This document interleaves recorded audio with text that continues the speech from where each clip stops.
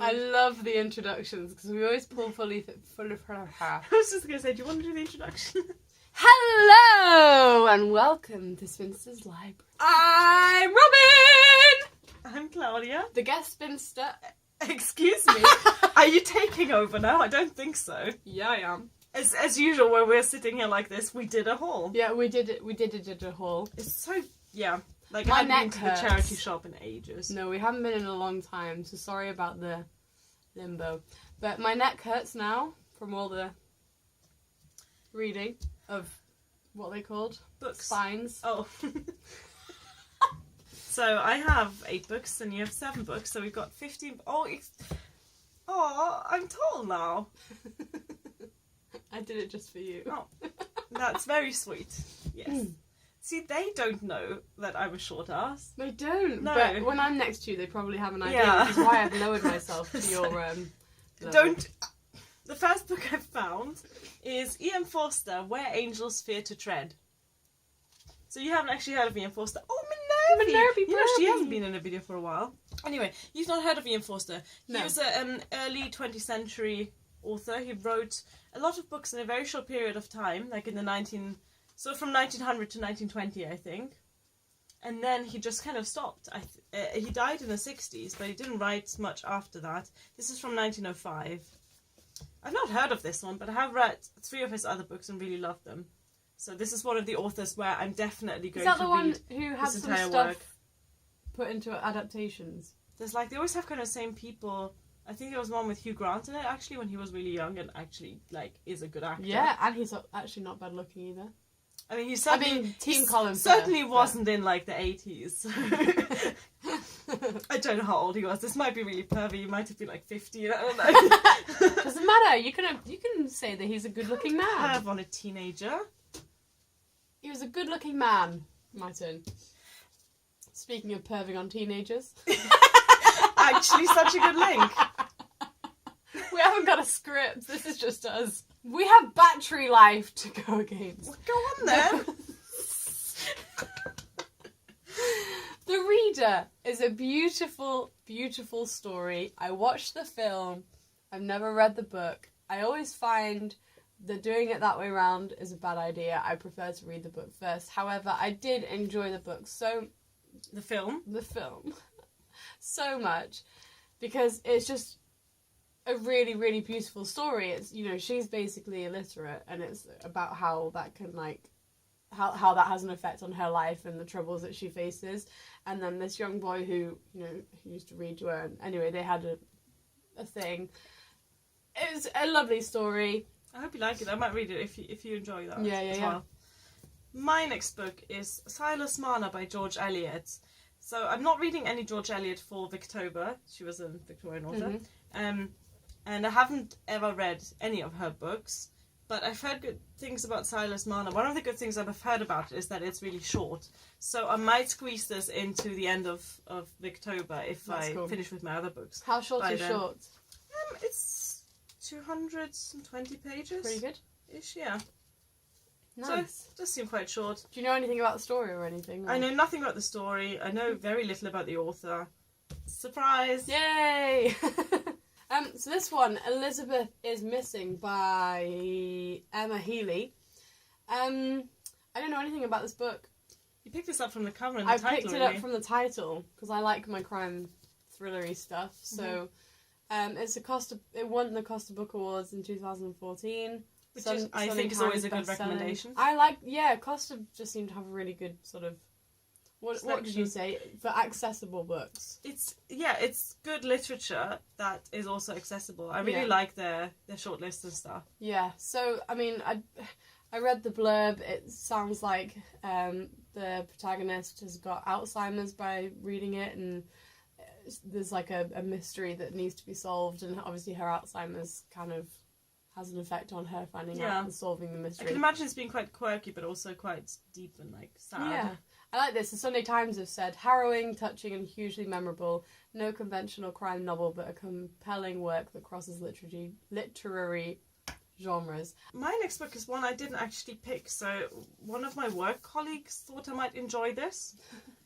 It's called The Break by Marian Keyes. I don't really know. It seems like a sort of rom-com type book. It's very, very big. So this colleague also recommended And the Oliphant is Completely Fine, which is a great book. Yeah, I did end up really liking that one. So hopefully this one I will enjoy as well. Yeah, so she gifted me this one. Yeah. It looks quite intimidating, I said, because it is quite big. But I reckon after Victober I'm going to be in the mood for some contemporary literature, so I might pick them up then. I quite like rom-coms, but I don't like them when they're just so cheesy. Like, I like them when there's like a bit of a twist or something. So maybe it'll be good. I like watching rom-coms. I haven't really got into the sort of chick lit type genre in terms of literature. So my next one is by Marian Strachan. Strachan. Ha! Oh, okay. Interruption, right? You know, like a few hauls ago, we had this book by this woman whose name we couldn't pronounce, and it was Elizabeth, and then Goudge. Goudge. We were like gouge, whatever. Yeah. So at work, I work in a shop, there was a woman who gave me her email address, and she said, "Oh, my email is Googe." And I was like, "How do you spell that?" And she spelled it like this. So it's Googe. Yeah, it is Googe. And I was so excited. I was like the author. She was like, "I don't know." I was like, "There's an author with that name. Are you related to her?" And she was a little bit freaked. She was a little bit freaked out. But now I know how to pronounce it. Anyway, continue. Marian Strachan. Straight chain. I'll tell you next week when she comes into the shop. But anyway, it's called The Earth Hums in B Flat. And I was drawn to it because of my musical background. You're a nerd. I'm a nerd. I'm a musical nerd. Nothing good was ever written in B flat. I'm gonna get comments on this. It's not a good key. Yeah, it just seems really cute. I don't really have much more to say to that. Look it up on Goodreads. I haven't yet. It just seems cute. Yeah. Great. It was so informative. This is the great thing about hauls, though. Like, it's interesting. Like, interlude number 2. What's great is that you pick books up that you... I mean, I would never find that on Goodreads. I don't see how I would ever come across that in Goodreads. Yeah. And I just think what's cool is that you pick things up, and sometimes for no reason, sometimes it's because you've got a link, like the music, B-flat, music link, whatever. And, you know, I don't feel like I've read anything like this, which is great, because it's introducing me to new books, new stories, new genres. But I have no reason for that. I can't tell you any other reason why I was drawn to it other than the music link. Yeah. I've got H.G. Wells' The War of the Worlds. This is one of some books I picked up on Amazon Marketplace for Victober. This is a Victorian novel. I have actually just finished it. Yeah, the book is okay, but like and the radio broadcast is great as well. That's what I'm going to listen to next. I'm going to talk more about this in my end of month wrap up, so there's not much to say about it really. But the cover is kind of cool. Although I wish they picked any color other than orange. I really, really dislike the orange. Really, cover. I like it. I find it quite striking. Any other color, I would have preferred. There's one that I picked up. Did I pick it up or did you pick it up? No, you found it. I didn't even spot that. So Elmet by Fiona Mozley. I think it's Mozley. I found it on Goodreads, I think. Maybe it was you. I think had it on a TBR or something. I just came across it somewhere on Goodreads. Shortlisted for the Man Booker Prize 2017. It's a debut novel as well, if I remember correctly, and the author's quite young. Yeah. So it seems to be about a family that live off grid in the woods.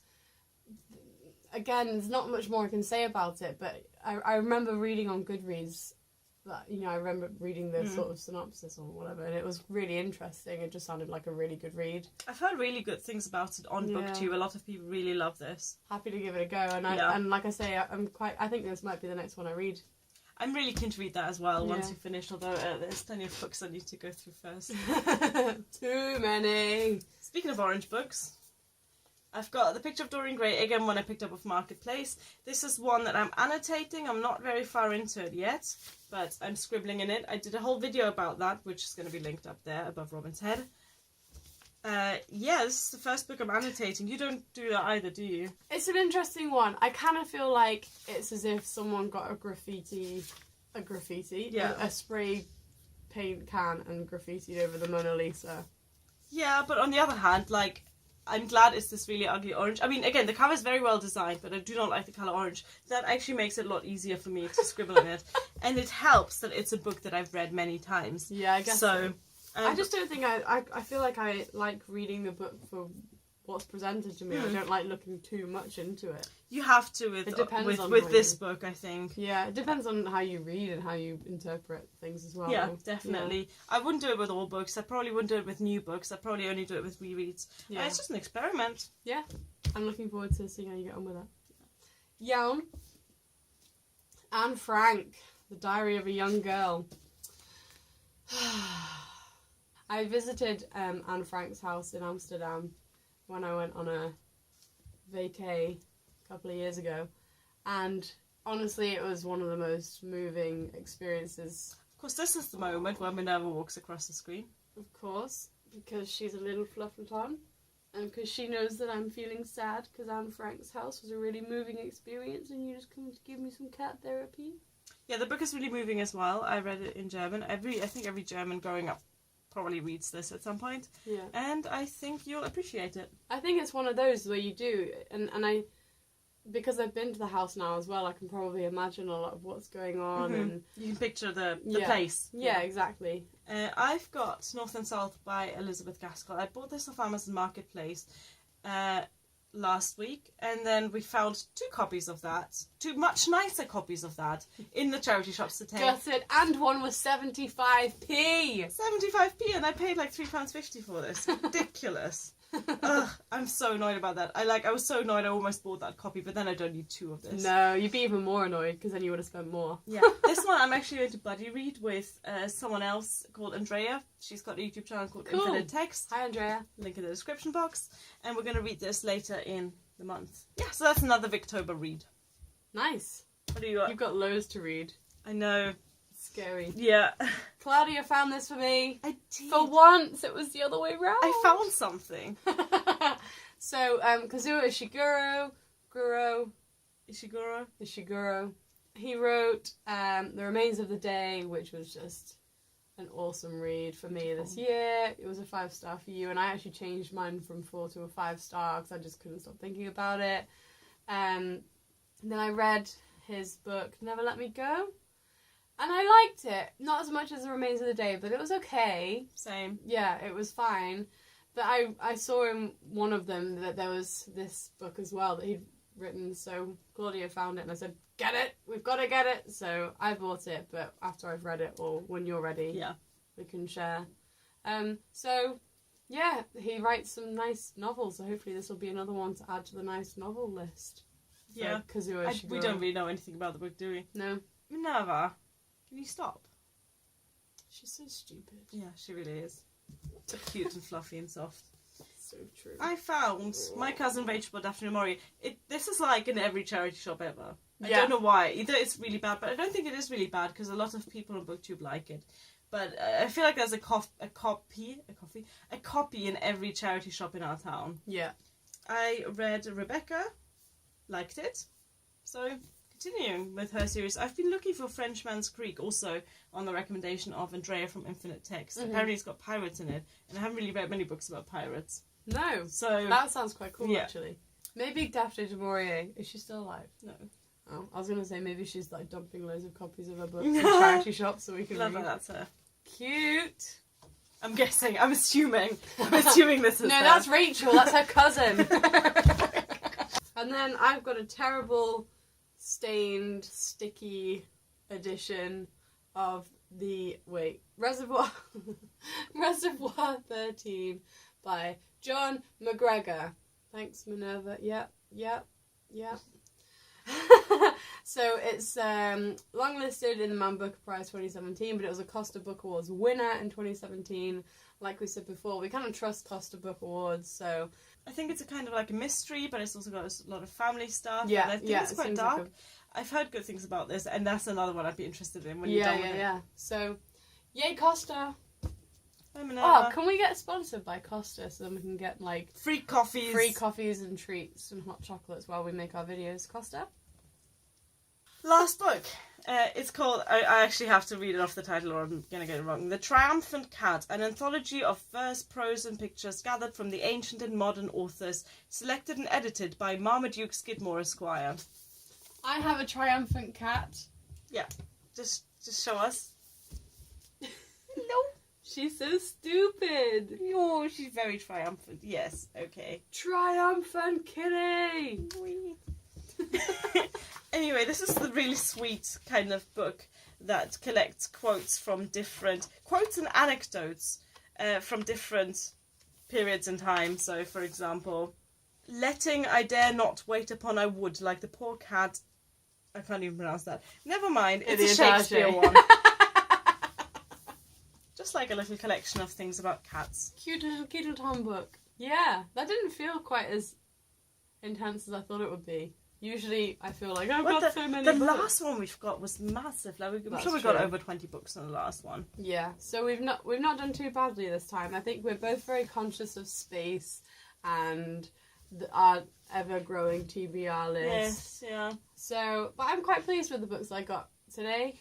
I'm too. excited for reading them. I feel like what happens is like I go on a haul and I find books I think are going to be great. And then all the other books that I just picked up because I think I might kind of like it just get shoved down the queue. But that's why having a big TBR is not a bad thing because it just means you have more choice when you you pick up your next book. And you're still reading like so fast.